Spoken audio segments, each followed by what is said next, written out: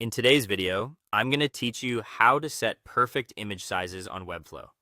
Getting crisp, consistent images in Webflow comes down to selecting the right element, choosing the correct source image, and dialing in the visual settings that control size, position, and any related text styling. I'll walk you through that flow so your images look sharp and balanced across your design. Start by clicking the image or image containing element you want to resize inside your project. Make sure you've actually selected the element that displays the image, not just the parent container. You'll see the selection highlight on the canvas and the element label update in the navigator, which helps confirm you're working on the right piece. This matters because size and position are applied to the selected element, and adjusting the wrong layer can produce confusing results. If the image itself isn't the one you want, open the Settings panel to swap it out.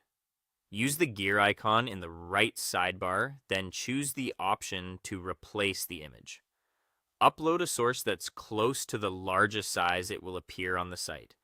Large enough to stay sharp, but not excessively heavy. WebP or optimized JPEGs are great for photos. PNGs work well for graphics that need transparency. Keeping the original aspect ratio consistent with how you plan to display it will make sizing much easier later.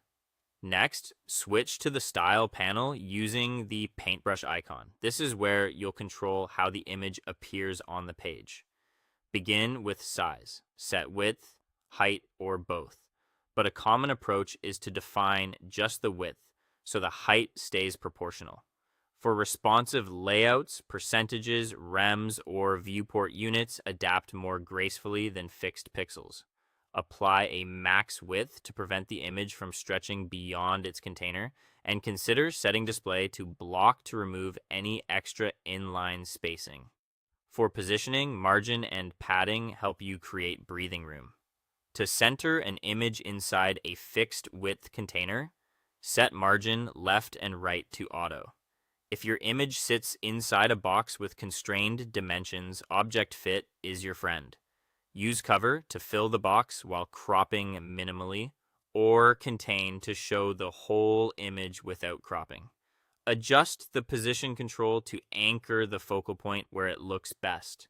If the element includes text, like a caption or label, you can refine typography here too, tweaking font size, weight, and line height so the text complements the image without overpowering it.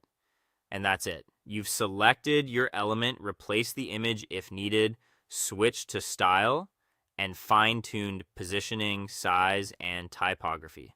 Congratulations, your Webflow images are now set to shine. Now set